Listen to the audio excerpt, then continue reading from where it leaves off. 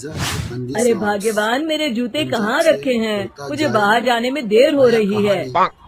तभी मालती कमरे में आती है। ये रहे आपकी जूते। मैं इन्हें साफ करने के लिए ले गई थी। अरे वाह, तुम कितनी समझदार हो। मेरे बिना कुछ कहे ही सारे काम कर देती हो। तभी मालती झिझकते हुए रमेश से कहती है, सुनिए जी, आपसे एक बात कहूँ, बुरा तो नहीं मानेंगे ना? अरे नहीं नहीं, बेफिक्र होकर कहो। शादी से पहले मैं अपने मायके में नौकरी करती थी। मैं चाहती हूँ कि अब मैं फिर से नौकरी करना शुरू कर दूं। वैसे भी सारा दिन घर में बोर हो जाती हूँ। देखो मालती, तुम्हारे नौकरी करने से मुझे कोई ऐतराज नहीं है, लेकिन तुम्हें एक बात बता दूं, हमारे खानदान में आज तक कभी किसी औरत ने नौकरी नहीं की। फिर भी एक बार तुम माँ से पूछ कर देखो, अगर वो तुम्हें नौकरी करने की इजाजत दे देती है तो अच्छी बात है। रमेश वहाँ से चला जाता है। फिर उसी शाम मालती अपनी सास के पैर दबा रही होती है। तभी उसकी सास मालती से कहती है, अरे क्या बात है बहू, आज तो ठीक तरह से मेरे पैर नहीं दबा रही। किसी ख्याल में खोई पड़ी है क्या? मैं भी तो जानूं आखिर बात क्या है। दरअसल वो माँ जी। अरे हाँ हाँ बोलो, इतना सोच क्यों रही हो? माँ जी, अगर आप बुरा न माने तो मैं नौकरी करना चाहती हूँ। घर के काम करने के बाद मेरे पास काफी वक्त बच जाता है। मालती की ये बात सुनकर उसकी सास गुस्से में कहती है, अरे बहू, तेरी तबीयत तो ठीक है ना? आज ये कैसी बहकी बातें कर रही है? भला हमारे खानदान में आज तक कभी किसी औरत ने नौकरी की है जो तू नौकरी करने की बात कर रही है, हैं? अरे बहू, तू क्या रिश्तेदारी में हमारी नाक कटाना चाहती है? जितना जल्दी हो सके अपने दिमाग से नौकरी का भूत उतार दे, और अब जा, जल्दी से रसोई में जा, खाना बनाने का वक्त हो रहा है। मालती मन मार कर खाना पकाने के लिए रसोई घर में चली जाती है। अगले दिन, नमस्ते माँ जी, कैसी हैं आप? अरे आओ आओ दिवाकर बेटा, बैठो, मैं तुम्हारे लिए चाय मंगाती हूँ। बहू, जरा एक कप चाय तो लेती आना। फिर दिवाकर एक फाइल खोलकर मालती की सास के सामने रख देता है। ये देखिए माँ जी, ये है पिछले महीने का हिसाब और ये रहे मुनाफे के रुपए। एक बार हिसाब देख लीजिए और इन कागजों पर अपने दस्तखत कर दीजिए।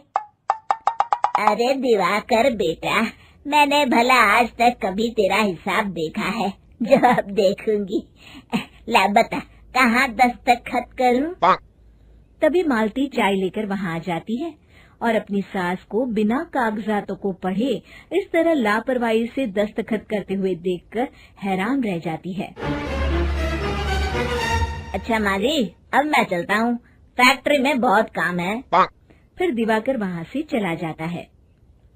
कुछ दिनों बाद मालती बाजार में कुछ सामान खरीद रही होती है।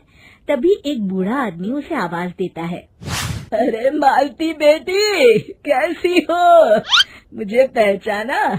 मैं तुम्हारी कंपनी में मुनीम का काम करता हूँ। हाँ चाचा जी, मैं आपको बिल्कुल पहचानती हूँ। कहिए, कैसे हैं आप? मैं तो ठीक हूँ। कंपनी में कुछ भी ठीक नहीं चल रहा, यहाँ तक कि हमें ठीक वक्त पर तनख्वाह भी नहीं मिलती। ये आप क्या कह रहे हैं?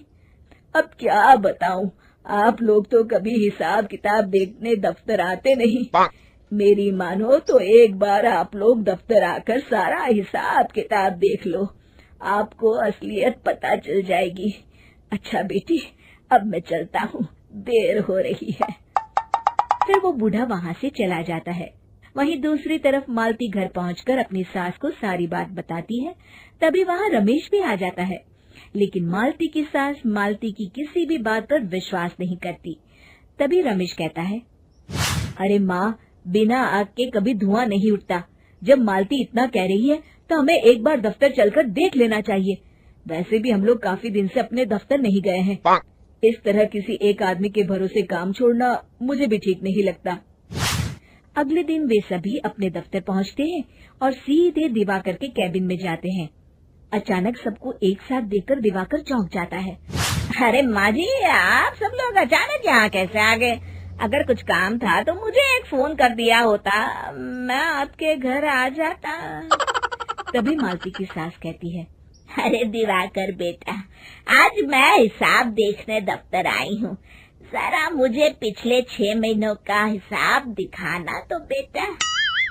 दिवाकर घबराते हुए हिसाब की फाइल मालती की सास को देता है। मालती की सास फाइल लेकर मालती को देती है और कहती है, ले बहू, देख ले हिसाब। मालती फाइल को बड़े गौर से देखती है और अगले ही पल उसे सारी गड़बड़ी समझ में आ जाती है। वो अपनी सास से कहती है, माँ जी, मुनीम चाचा बिल्कुल सही कह रहे थे।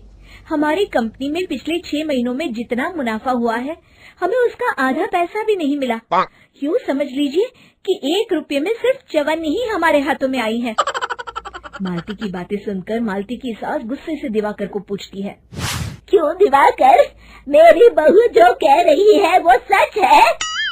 दिवाकर समझ जाता है आज उसका भांडा फूट चुका है। वो गिड़गिड़ाते हुए कहता है, मुझे माफ कर दीजिए माँ जी, मैं पैसों के लालच में अंधा हो गया था। अरे वाह दिवाकर, तू तो 1 नंबर का चोर निकला।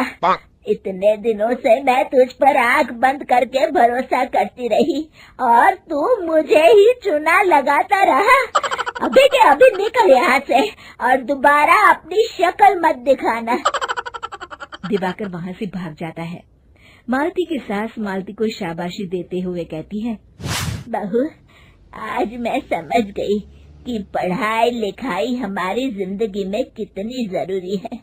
मैं बहुत किस्मत वाली हूँ जो मुझे तुझ जैसी बहू मिली है। शिक्षा, पढ़ाई लिखाई का इस्तेमाल सही जगह करके हम दुनिया में बहुत कुछ बदल सकते हैं।